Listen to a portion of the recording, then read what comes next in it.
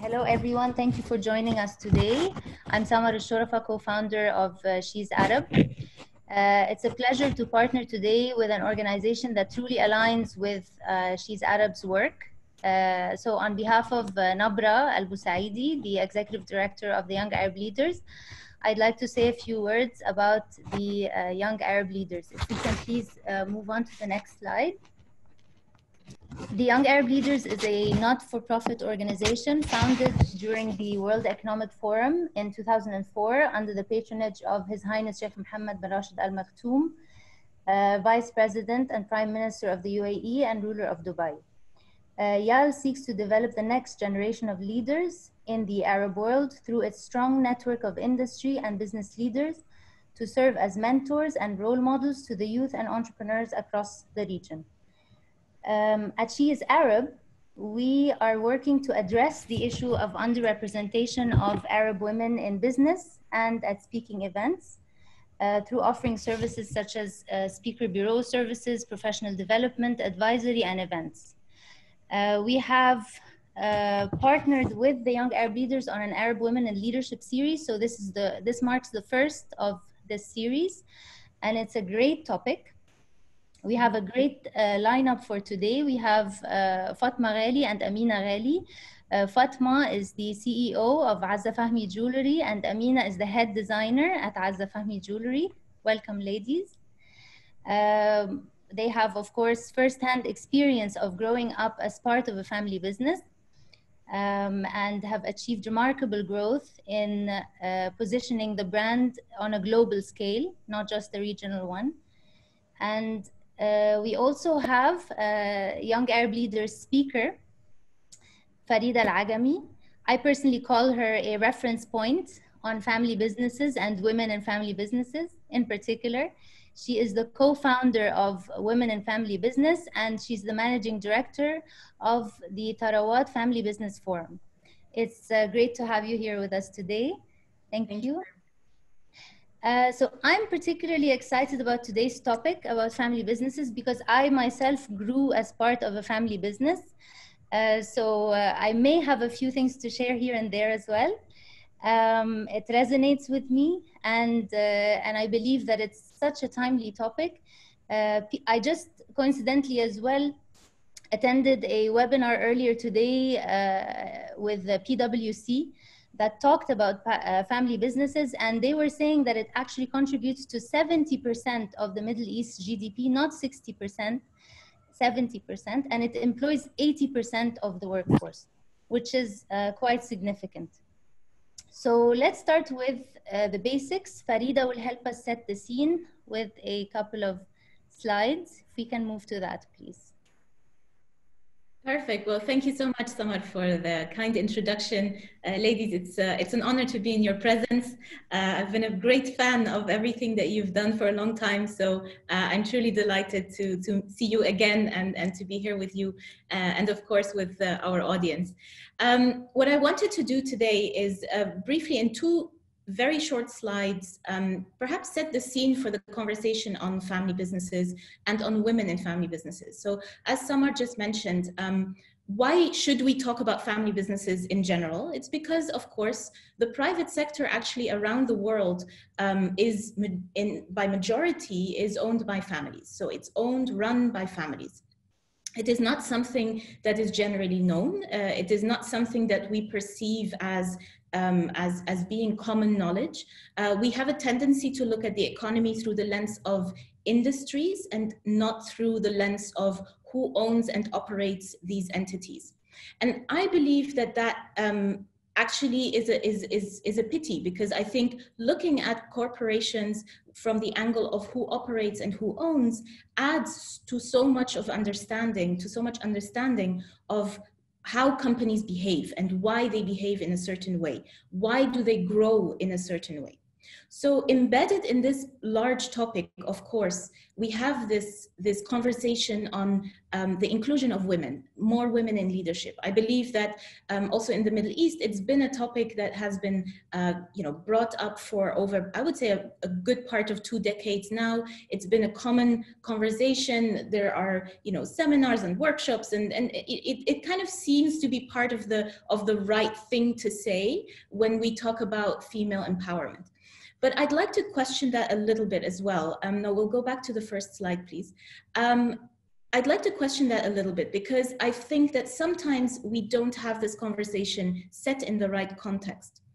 The conversation around female leadership and the empowerment of the individual, to me, is set in the context of the overall conversation of diversity and inclusion in corporate leadership. And it is right now, we have finally come to a point where academic research actually proves the point that having diverse leadership and a diverse workforce is actually good for business. It adds to its capacity to innovate, it changes the corporate culture for the better, and it leads to greater innovation. So I just put a couple of statistics. I'm not going to go into them in detail, but really, when you do a little bit of research, you see that overall, the case for diversity and inclusion is overwhelming. Now, a part of that, of course, is gender diversity. Gender diversity both in leadership as well as in the workforce overall. And I think in family businesses, this conversation is actually very, very interesting. If we go to the next slide. So there is, I tried to show you a little bit a comparison between the Fortune 500 companies and family businesses. So what are the statistics telling us? In Fortune 500 companies, in top management, we can find 13.8% women represented. Boards have 14.7% of female members. And we have 15% of the CEOs of Fortune 500 companies are women. So overall, not overwhelmingly fantastic, I would say. Interestingly enough, and I want to give you here a caveat, because of course, the research, the basis for research was very different for these 2 studies, but I still wanted to kind of give you a little bit of contrast. Family businesses are doing slightly better, interestingly enough. So in family businesses, in top management, you will find around 22% female representation. Board members are at about 16%. But the interesting number that they found in an Ernst & Young research is that the increase of numbers of women represented both in the executive level, at the executive level, as well as on boards, is much higher than in Fortune 500 companies. So I found that quite interesting. And I think what will be a great opportunity in this conversation is to address a lot of different topics around this. The first topic, in my opinion, that should be addressed is why don't we have more insight and research into family businesses and the role of women in family businesses? And I think there's a lot to be said also about visible roles versus non-visible roles. And I'll go into that a little bit later on. The second point that I'd like to highlight here is this question of how does family culture influence the reality of having more women on corporate, in corporate positions, in visible corporate positions? I think that is a very big question as well. And finally, I believe that we have to contrast this conversation and we have to contextualize this conversation. The conversation on women in family businesses has to be seen as, on the one hand, as I said before, a question around a macro level approach. So why do we need diversity? Going forward, our world is only growing more complex. We will need more opinions. We will need more points of view in order to have successful businesses going forward. And of course, women can bring that to the table. That's the one perspective that you can have. The other perspective is kind of the individual perspective, is that, you know, the right of every individual to realize themselves and to live their talents to the best of their ability. So I think those are kind of a couple of comments for me to just contextualize a little bit how I see this topic going forward. Great. Thank you so much, Farida, for this insightful info to help us set the scene. Again, Azza, Fahmy, just recently, you recently celebrated 50 years of existence, صح? Yes. It's wonderful. I think we can start with showing the amazing pictures that you shared with us from your childhood to put some context into the questions we're going to ask you now. It's lovely to see how you participated in exhibitions as children and so on. Tell us about this and how it has contributed to who you've become today, the leaders that you've become today. I think this is your... Let's start with Amina. I feel like I'm looking at one of the pictures and I feel like I'm gonna cry because I don't know whether it's been.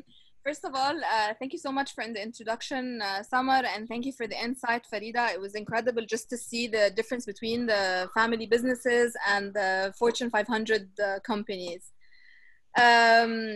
As Samar was just saying, our journey, Fatma's journey and I had started a very long time ago. My mother was a single mother, so and it was a growing business.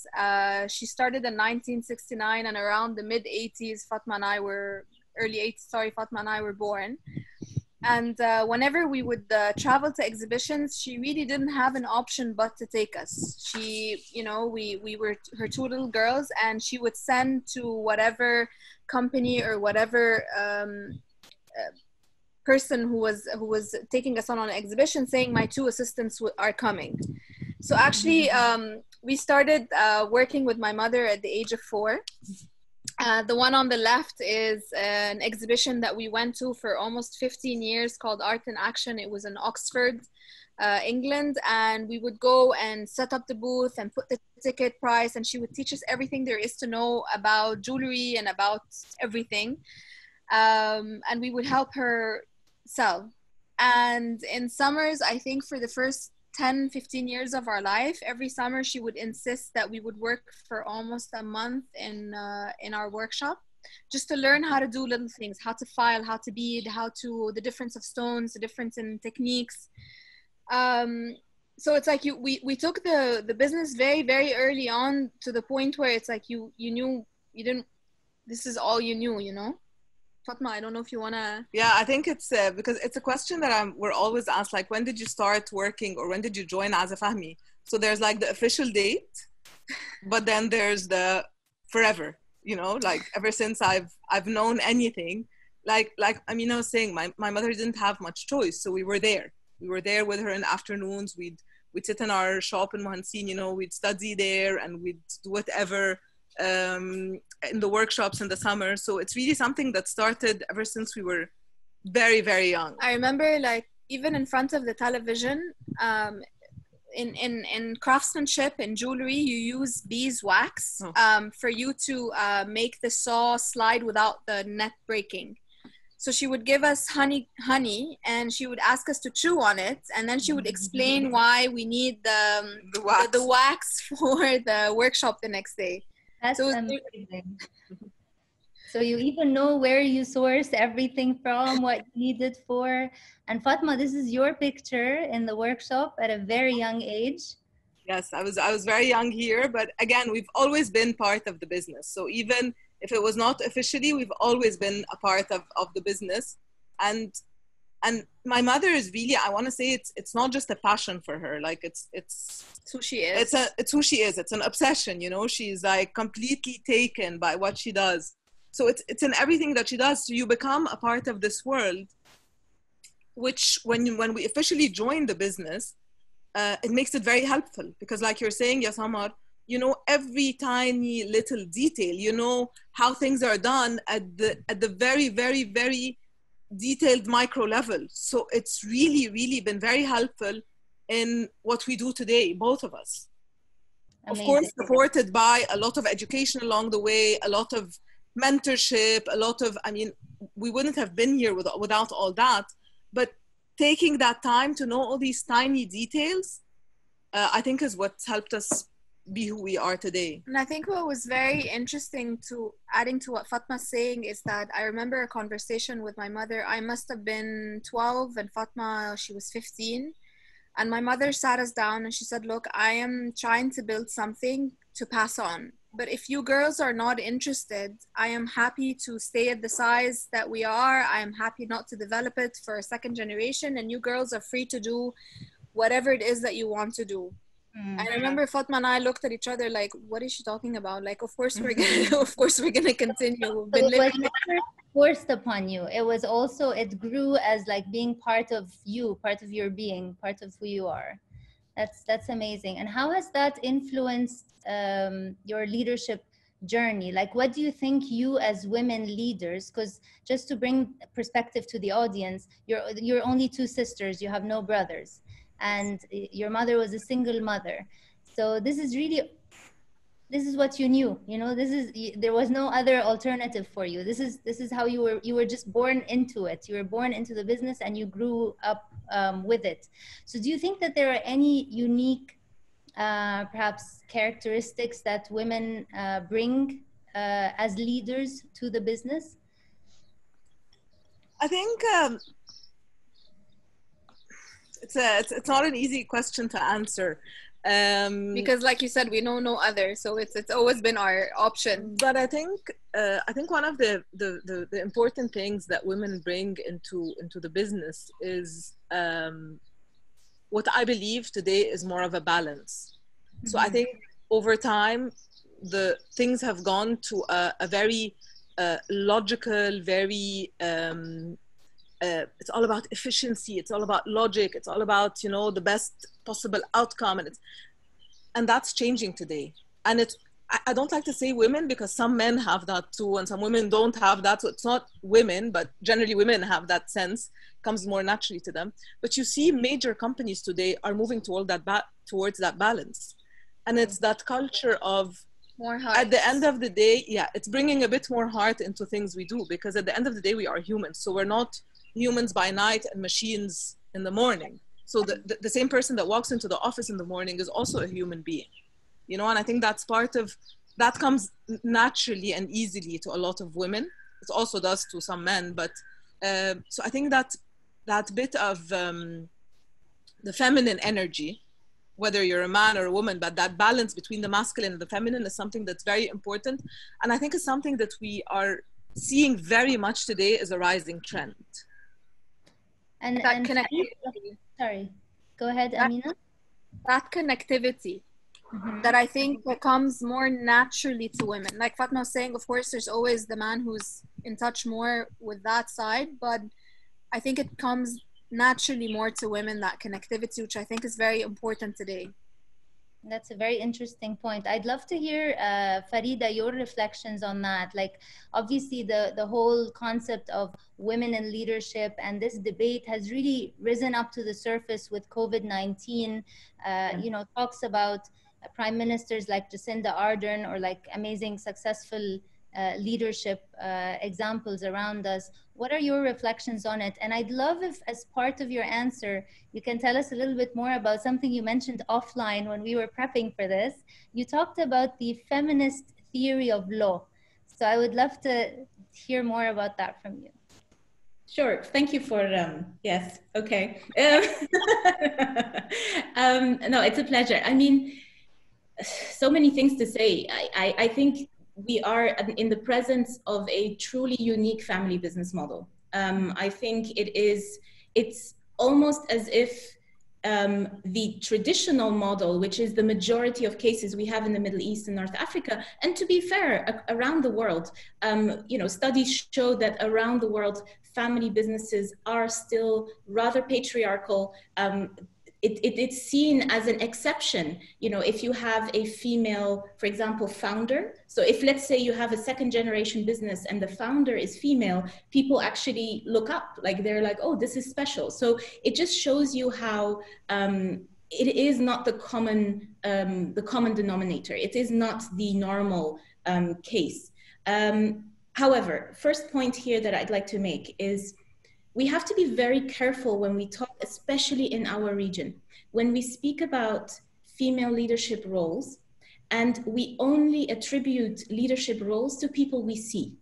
So one of the things that we all know in our Arab culture is that behind the scenes, leadership is also lived. So you might have a very male-dominated family business, but then if you look behind the scenes, you see that a lot more people actually have a say. And there might be a very strong woman, perhaps, that actually is what sometimes is coined in the US, they call them the chief emotional officer, right? So someone who kind of holds the family together from an emotional perspective, but with a very strategic brain. So it's not just a person who's just nice to everybody. It's a person who actually can have a holistic view of the family and say, in order for us to be commercially successful, we need to be emotionally successful. And that takes a lot of leadership, and that takes also a lot of self-knowledge, and it cannot be done driven by ego. And I think this is where we have a very big distinction, right? As a person, you have to realize whether your ambition can only be fulfilled if you are visible. And I think for a lot of women, you know, sometimes they have this tendency to be okay with being powerful without being visible. So that's just my first comment, because I'm almost debunking my own statistics here, because I do think that those statistics are obviously only taking into consideration who has a business card, who has a name on the door, and that is the person we count as a leader, right? So that would be kind of my first comment. The second comment would be around, you know, why do we want female leadership? And that kind of links to my first slide. We want female leadership because, you know, the world is complex and you need different people with different opinions to be able to take leadership decisions or to contribute to leadership decisions. Now, I think tradition and culture really play a huge role. And, you know, it's the same thing. We work with family businesses around the MENA, but we also have connections with Asian family businesses, African family businesses, Latin American family businesses. And you really see there is a bit of a tension sometimes between the culture and the reality of the overall society that you live in. So, you know, what is the community that you were born into? And then the culture and the values of your own nuclear family. Sometimes those are completely aligned. So if your culture and society does, for example, not want to see women in public, and your family corresponds with that vision and that value, then it's going to be very difficult for you as a woman to make your way into the corporate world successfully, into your family business. Right. However, in Tharawat, we see a lot of families that come from cultural backgrounds that are quite conservative when it comes to female participation in public, but that have an inner culture and a family culture that actually wants to empower the most talented people. So they actually live like a meritocracy, as opposed to the kind of very flat, one-dimensional rules that you have around you.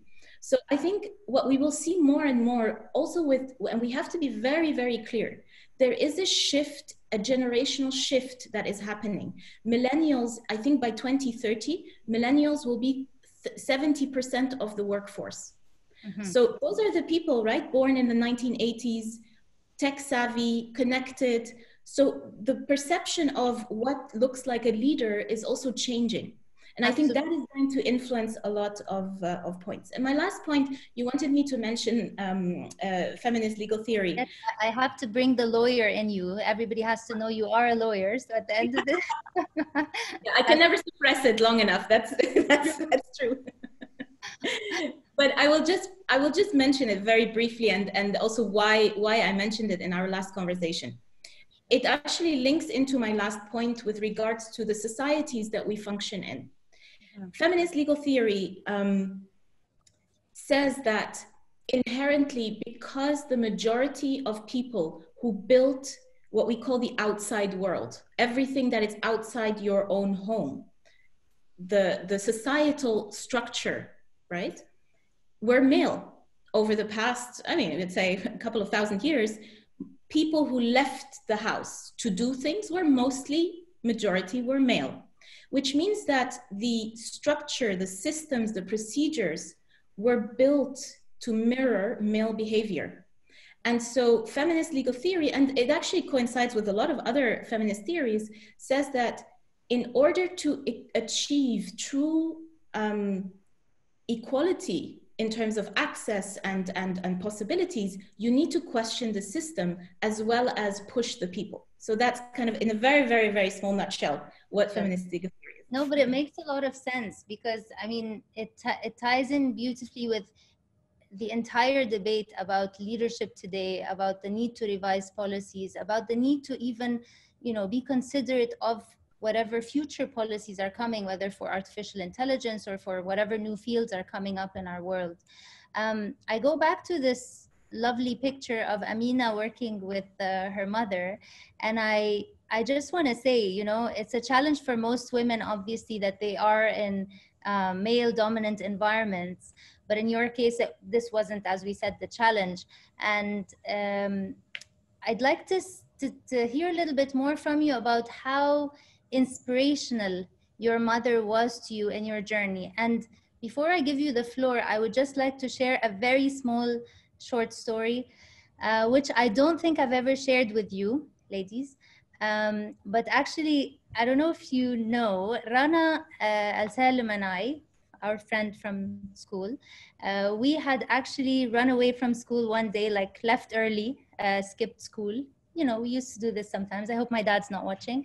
But we actually walked out of school. We were in high school, and our school was in a very, you know, it's in an area called El Haram in Cairo, for whoever's familiar with Cairo. And it was next to, yeah, it was quite, you know, amidst farms and so on. And while we were walking out, hoping to cab it or, you know, get a taxi and stuff, Madame Azza Fahmy stopped her car, your mom, and she was like, girls, come in my car. And I was like, la, it's okay, Aunt, we will just get a cab and whatever. She's like, no, I can't leave you here. Don't worry, I'm Fatma and Amina's mom, come, I'll take you home. And throughout the drive from Haram to Mohandisin, where she dropped us off, she told us her entire story. The way she started, the way she used to go to Khan al-Khalili and, you know, hang out there and be like what she called it, sabi fil warsha. Obviously, at the time, only boys did that job.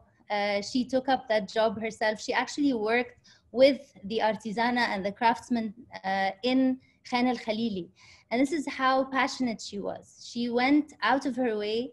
She went in a male-dominant environment. She just proved herself, you know, she just did it. And obviously, I was like completely wowed at this time. I was in high school. I had never seen something like it. I grew up as part of a, you know, relatively conservative family. And I was like, this is just incredible. So how has, I mean, your mother is an inspiration to me. So how has she inspired you, ladies? First of all, I'm sure my mom is very happy to hear this story. I think she's with us on the lectures. I'm sure she's very happy. It's such a hard question to answer because it came in phases.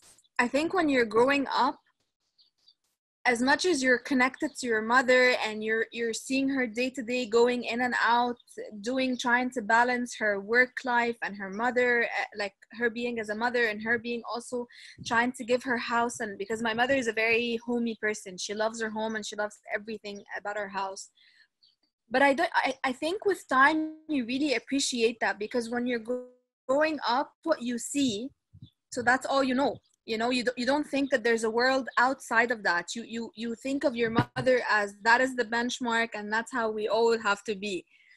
But after university and when I joined the business, and you really start to see how challenging it is to even just balance a social life and work. I mean, even that was a challenge. And then you move on to your life and you move into your 30s and you start to be more of a grown-up or an adult, and that inspiration that you're talking about becomes very clear to you, because all of a sudden you realize that what I perceived in my early teens as my mother being normal is the opposite of normal. You know, to me, when I remember in high school and someone would say, what do you want to do? I would automatically say, I'll be a jewelry designer. And I couldn't comprehend how you would ask a 17-year-old what you want to do and he doesn't have a straight answer. That is so weird for me. But then you grow up to see that that's not the normal either. And I remember maybe 4 or 5 years ago when we started further expanding in England, and you get a question of how does it feel to be part of a female workforce and being from a female dominant industry, and we would look at each other like it's a very bizarre question, like what do you mean, how does it feel, you know? And it's the more you get the more you start dealing with people who are having a very set of different problems, the more I see my mother as a true inspiration, because she really had to defy so much and she made it seem like it was normal. You know, we didn't feel like it was a struggle or a burden, or I'm sure it was so hard, but it was, she saw the target, she saw the vision, and she ran for it. She didn't let anything stop her. That's incredible. Incredible. I want to say something very similar to Amina. I think recently, and that's only recently, because you know you get asked that question a lot, like in any interview, in any panel, like, so what the challenges of being a woman? And that question a lot of the time really gets on my nerves, because I feel like my challenges are not because I'm a woman. My challenges are because I want to grow a business or I'm looking for finance. Like I've never seen myself that being a woman is a disadvantage. And I think that really is a luxury that now I'm realizing was given to us, passed on by my mother. So I never feel like, I've never walked into a meeting, I've never, you know, sat on a lot of boards, I've never walked into a meeting feeling like, oh my God, I'm the only woman here. I don't see the man-woman lens, but I realized recently that that's only there because my mother didn't make us see it. Absolutely. Maybe I can chime into this, because I think that's a very, very interesting point. So I also work with my sisters. We have a family business. And so I'm kind of in a similar position with you, except for, of course, my father is there, and he has never questioned the fact that we were women. I have never heard one single time that my father said to me, you can't do this because you're a woman. There's never been that perception. So I do think that your childhood and your childhood experiences are essential for how you then grow as an adult, and how you perceive your gender as being either, you know, an advantage or a disadvantage. But interestingly enough, and this is also one of the reasons why we launched Women in Family Business as a non-for-profit platform, we wanted to have this conversation with more women, because there is not really, sometimes women don't realize this, you know, it's exactly what you say. Sometimes we just get on with stuff. And it's only when you actually sit them down and you ask them, do you think these challenges came because you're a woman, or because, you know, you were a leader and you had to get something done, that they start analyzing it a little bit. And, you know, sometimes I completely agree with you. Sometimes I don't think it's the right question to ask, because, you know, as a leader, you take whatever challenge comes your way and you work with it. And if you ask the majority of women that I've spoken to in family businesses, they ultimately say, with all the obstacles that it brings to be female, they mostly see it as an advantage. Because the moment you realize that there is something maybe that you see that someone who is male cannot perceive or cannot understand, you start using those advantages. And I think this is where it makes us perhaps stronger to have to overcome these challenges. And if you overcome them with a bit of awareness, you know, they become tools, and they become sometimes weapons that you can use. So I do think that it's a very difficult, I agree with you. I don't like the question. I think we have to ask the question, but I don't like the question. I don't know if that makes sense. It's amazing that you both have such, you know, with such similar backgrounds. Like for me, it's a completely different ball game. I grew up in a very patriarchal family. You know, yes, we were all part of the business, the family business. I grew up as part of the family business. We're exactly like you. We used to go to the clothes stores, do sales, warehousing, accounting. packaging, you name it. We had to know everything. But at the end of the day, there was always this notion that, you know, the boy will be, you know, will take the helm of things. Or so there was always, it was a very different setup. And I think it plays a very, you know, it makes sense with what Farida, you said earlier about traditions and culture and how much they affect and influence such decisions in our region. So Fatma, going back to you, did you really have to work hard to earn the position of CEO of Azza Fahmy, or was it like handed over to you? You know, was it by default going to be you, or do you think that if you hadn't worked hard, it could have been given to someone else? No, it was never by default me, and even recently I tried to not let it be me again, but it sort of keeps coming back to me. So I think it's no choice. like away from it and it comes back to me. So no, actually I joined, I actually thought I'd be a designer. So I was studying fine arts. Oh, wow. I had decided to not travel, which was one of the very few wrong decisions I think I've made in my life, to not travel because I got the opportunity and I said no. And so I studied fine arts, but then I realized, so thinking I'll join the design department. But then I had so much time on my hands because the college wasn't taking up that much here in Cairo. So so my mother said, so why don't you come to the company, just do like part-time? And what started off like a part-time junior in the marketing department ended up with 20 years later, I'm still here, but it also gave me a completely different route than I thought I would take. So I ended up joining marketing and realizing I'm super passionate about marketing and branding, and I had that vision. And then it was time for Amina to go to college. So Amina went and studied jewelry design. And so I grew in the commercial side of the business. I think I was there for like 6 years as a junior between marketing, sales, and different departments. And then I was deputy to a GM, which we had. And then so it grew very, very organically. So I've really worked in every single part of the business. I think the challenge actually, Summer, for me is the opposite, is that recently I've realized I think I want to move on and do something different. And it's not so easy because we have a very particular culture in the company, and we also have a very particular industry. I think one of our biggest challenges is that we come from a unique industry that does not have the support ecosystem where we come from. So we're not doing a luxury or a jewelry brand in Paris or Milan where everything there is set for that, you know? So it's, for me, that's one of my biggest challenges. And for us as a company, it's, you know, it's getting talent, it's finding benchmark, it's having a whole ecosystem. And that's what we're trying to build today, because that's the only way you can grow a whole industry. You can't grow on your own. So actually, it's something I would like to, I don't see myself as the CEO forever, because I want to be involved in a more strategic role and really grow the business in a different direction, which means we need to bring someone in. Well, actually, statistically, family business CEOs last for 20 odd years versus an average of 6 years in private sector companies. So that's good news or bad news? Good luck with you. لا بس ما شاء الله, you did a great job taking Azza Fahmy's name together to you know, global scale. And I know we just passed the picture of Amina with Matthew Williamson. You've had amazing designer collaborations. You're now, you know, you are now present in London, in Dubai, in Beverly Hills, I believe, and lots of different places.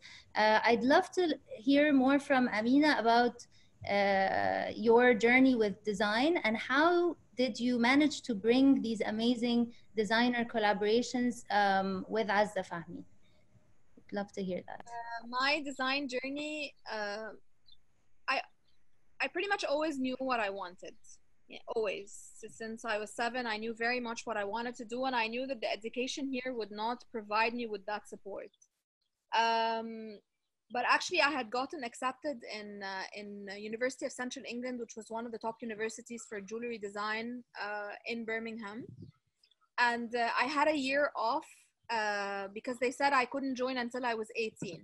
And Fatma had just returned from Italy. She had done a few art courses there, and she said, Amina, instead of staying back home in Cairo while all your friends are university, you're going to be doing nothing for a year. Why don't you go to Italy and learn something and do something until university officially starts? So we had, my mother was in the World Gold Council, and they had recommended the school. And at the time, the internet was just still kicking in, but it was very challenging. You know, there was no Google. You couldn't really get to the bottom of things. So I actually went to Florence. Literally, we had no idea what I was getting myself into. And they had accepted me by mistake. They read on the application that I was 27 when I was actually 17. So I show up on the first day of school, and both the teachers just look at me like, oh my God, you're so young. You're so young, you're a baby. And it turned out to be one of the most fabulous schools in Europe. They're a contemporary jewelry school. There are only 25 people. There were almost about 10 teachers. So the one-on-one was incredible. And later on, we actually collaborated with them. That's the Azza Fahmy Design School. So actually, we eventually partnered up with them 15, 20 years later. And I went to Birmingham and completed my bachelor's degree in jewelry design and silversmithing. And I think it was actually that 5.5 stay in Europe that had a very, very strong influence on the designer I eventually became. I joined in 2005, and I remember for the first 3 years, my mother would just ask me to listen. You know, I came back thinking that I have a bachelor's degree and I know it's all, and, you know, I should automatically start designing. And she was like, what are you doing? Just sit at the back and just listen, you know? And for 3 years, I literally did a lot of rotation in many, many departments just to get a feel and understanding of the entire business as a whole. And in 2008, I was actually ready. It took us 3 years to really prep me after college before I could launch my first collection. The collaboration part of the process came much later on when we wanted to enter the UK markets, and it was very, very challenging because, like Fatma was saying, we don't come from a region where were a lot of jewelry designers. So you went knocking on doors and people had no idea, why would they see you? Why would they waste your time? They've never heard of another jewelry designer or fashion designer, even from Egypt. So the best way in was through collaborations, because that person, whether the first collaboration we did was with Julian McDonald, he had his strong presence in the UK, and we had the strong presence in the region. So together, he wanted to expand further in the Middle East, and we wanted to enter the UK market. And what we found out about collaborations, whether it was Julian McDonald or Preen by Thornton Bergese later on, or Matthew Williamson, where we did 3 collaborations together, was that 2 heads are always better than 1. Because that person, the fashion industry is very different, it's very diverse, it's going back to this diversity. And when you're sitting with a designer who's used to a very different timeline and a very different process of designing, you end up getting into that mode. When you're designing for a catwalk, you're no longer thinking small and tiny and everything. You have to think of something that has to be seen at about 100 meters away. And that allowed me to be effective. And it allowed us to really think outside the box. And I actually think that the internet connection, oh, sorry. And then I think actually over time, it allowed us to change the way we style things and the way we do things, because we had that opportunity to work with these lovely designers. So that exposure actually influenced the business processes or operations. It perhaps influenced your strategy in a way. That's wonderful. I mean, what about maybe challenges that you have faced? And I'm conscious of time, by the way. This is such an enjoyable conversation that we only have like 15 minutes left. So I just would like the audience to know that we are receiving questions. So please start sharing your questions on the Q&A window. I've picked one that was actually repeated twice, and it's about digitization.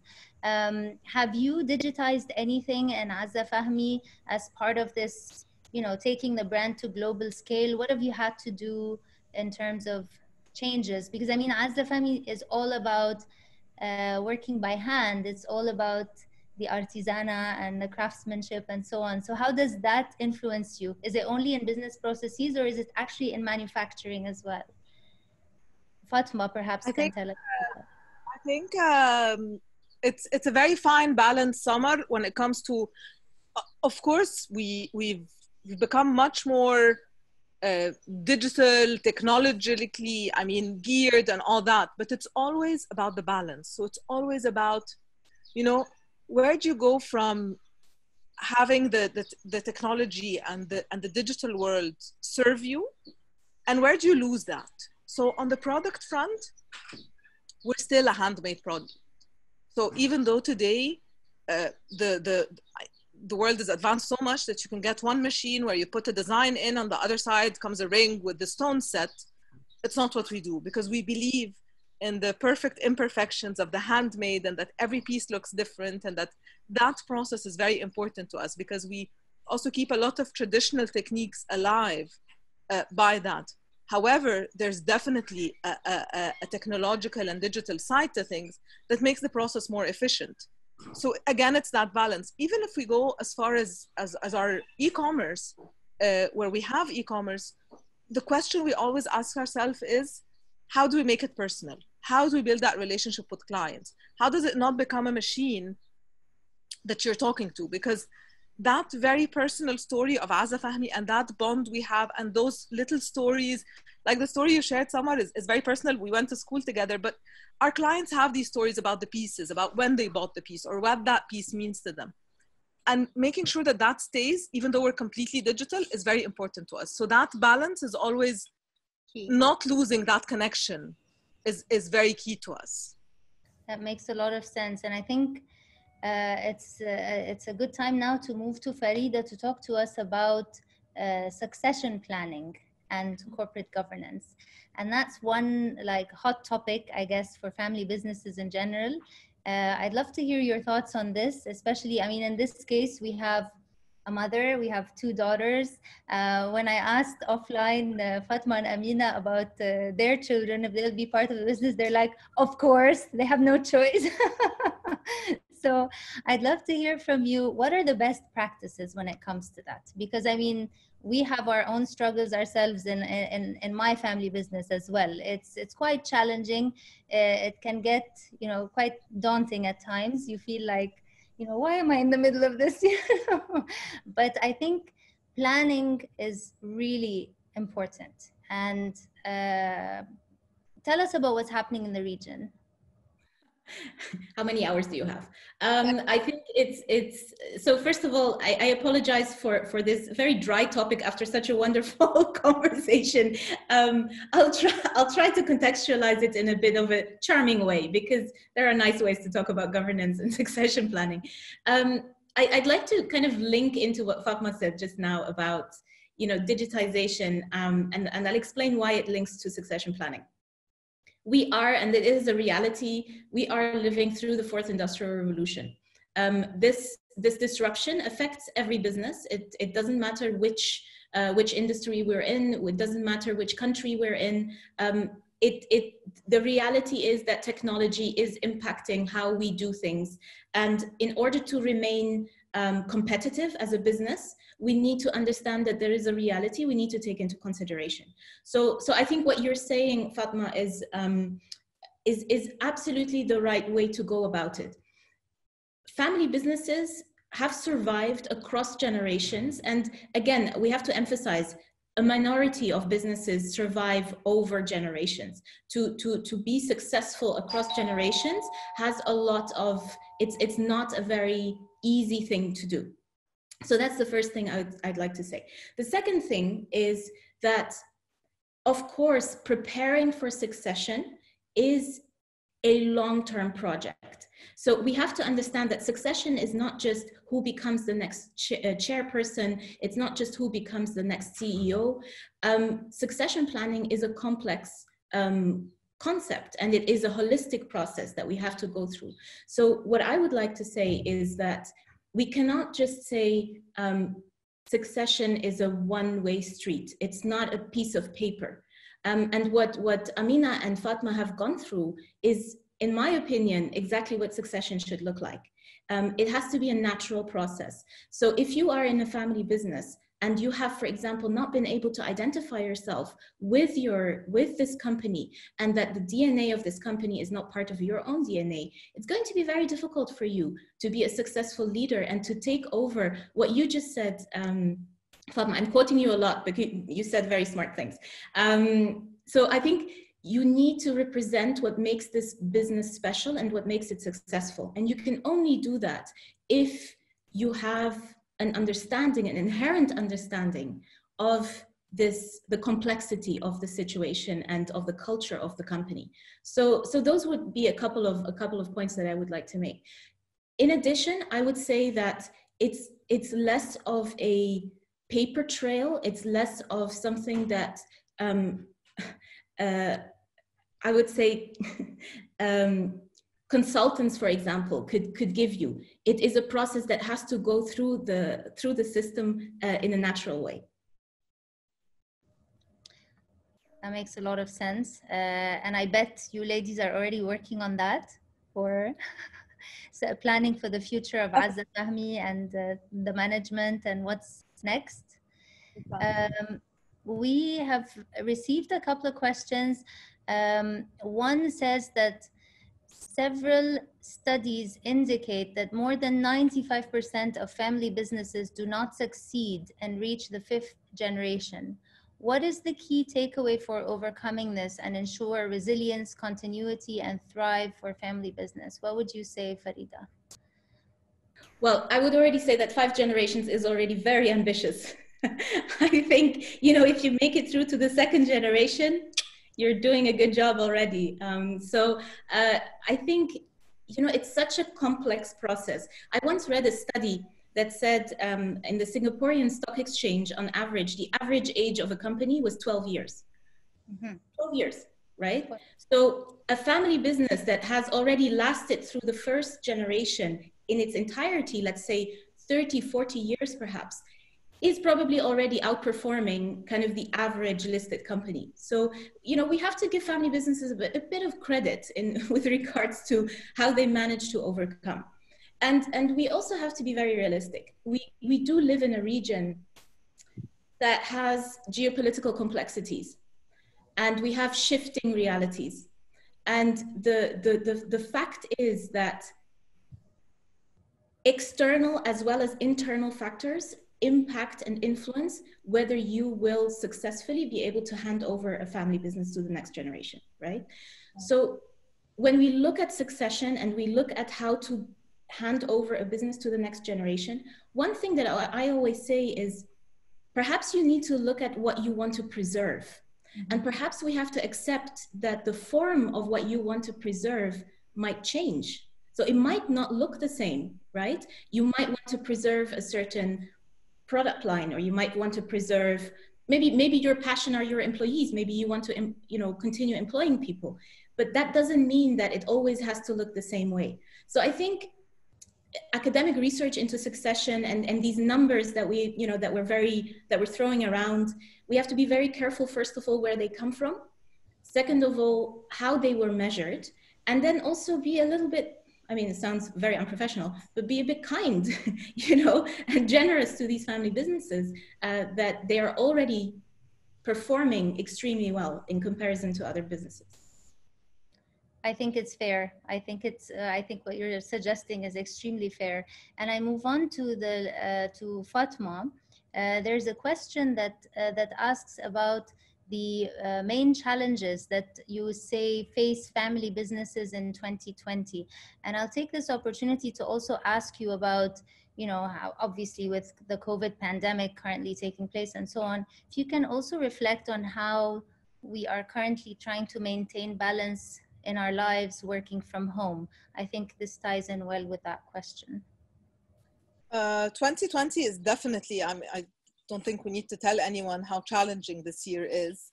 And I'm sure for some industries it's okay, but in the luxury jewelry industry, it's we're hit quite hard. So I liked something Farida just said very much. It's looking at what do you want to preserve. That's very important. And I think for us, it's always a question we go back to asking ourselves. We're like, okay, so what's important now? Because at a time of crisis, you can't keep everything. You can't juggle all balls. You can't look at everything. So it's survival mode. So for us, for example, and this is the sort of the second crisis I faced when I'm running the business. The first one was the revolution. Is we always go back and say, okay, so our priority is the people.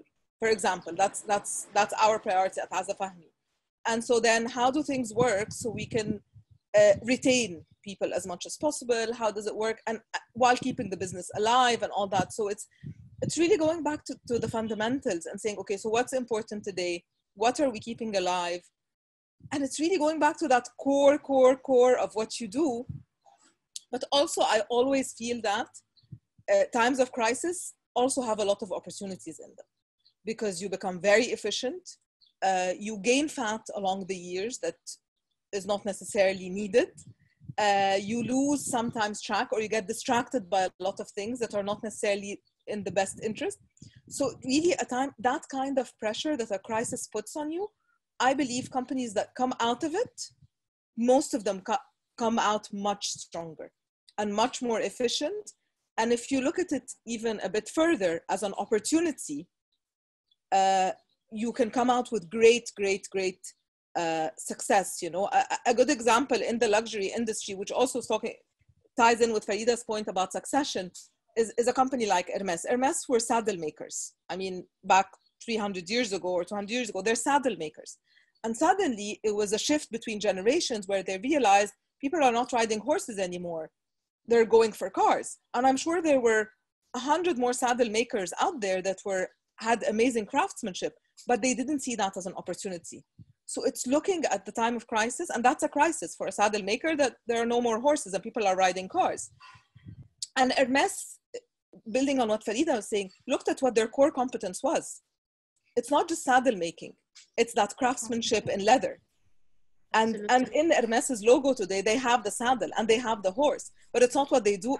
They still do saddles, but I mean, that's not their core business. But again, it's going back to that fundamentals and looking at the crisis.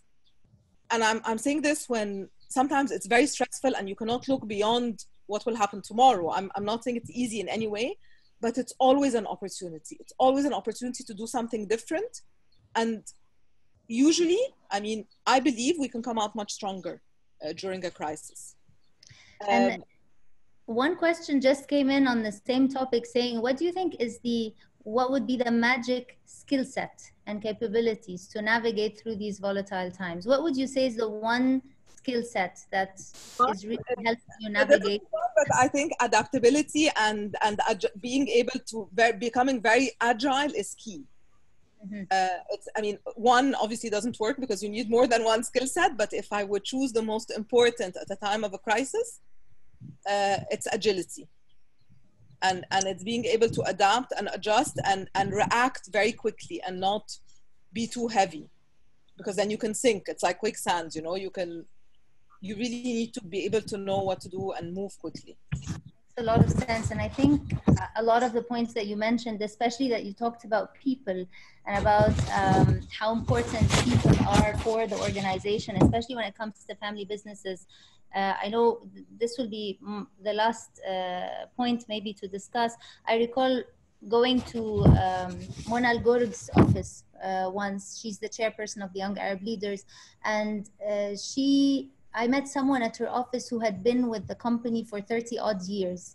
And I bet you probably have this kind of, you know, longevity or relationship, yes, with employees at Azza Fahmy.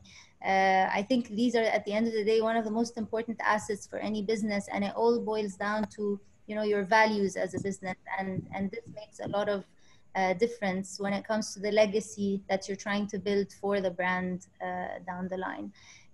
If there are any final reflections from you, Farida, on everything that was mentioned, maybe just to tell us, what do you think that one skill is for survival to navigate through these rough times? Well, no, I think I can absolutely agree with Fatma here on those 2 points. I believe in a sense fearlessness is also part of it. You know, I think if you have to navigate a group of people through moments where everything seems against you, where your industry, not just you as an individual company, but where your entire industry is not just being disrupted, but, you know, to a certain extent being fundamentally challenged, I do think that you need to be a fearless leader, and you need to accept that you're going to make mistakes along the way, because you cannot be fearless without accepting that fact. But yeah, I think all of us as business leaders I think that is the biggest struggle you might have, is to say what is the risk level that I am willing to accept, and that I'm also willing to put my people through, because every risk that I take on behalf of the entire organization. So I think fearlessness is a skill set that is very, very important, but also difficult to obtain. And on my side, I would just add that I agree with both of you. Obviously, as a startup, it's also a very tough time for all startups. We're trying to digitize. We've moved a lot of our operations online as well. So much happening in the background. But I think this is a good wrap for an amazing conversation with all of you. So thank you very much for your time today. The recording of this webinar will be available, will be shared with you, and it will be posted on She is Arab's YouTube channel, and it will also be posted by the Young Arab Leaders through their own social media outlets. Thank you for being with us today from Egypt, Fatma and Amina. Thank you so much, and thank you, Farida. Thank you. This Thank was you very much. It's a pleasure. Bye. Bye.